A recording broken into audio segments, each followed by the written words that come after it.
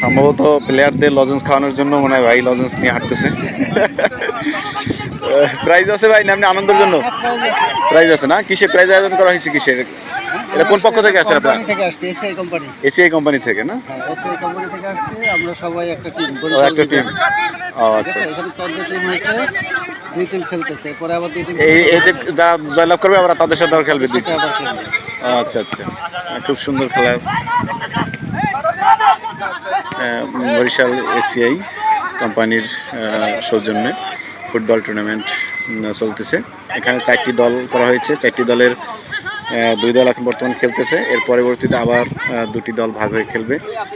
এই দলে যারা চূড়ান্ত জয়লাভ করবে পরবর্তীতে আবার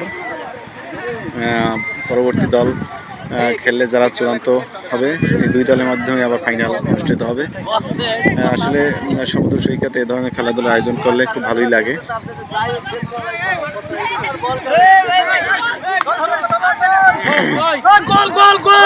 খালি দেখা যাক গোল হয় কি না। না না না না, হলো না।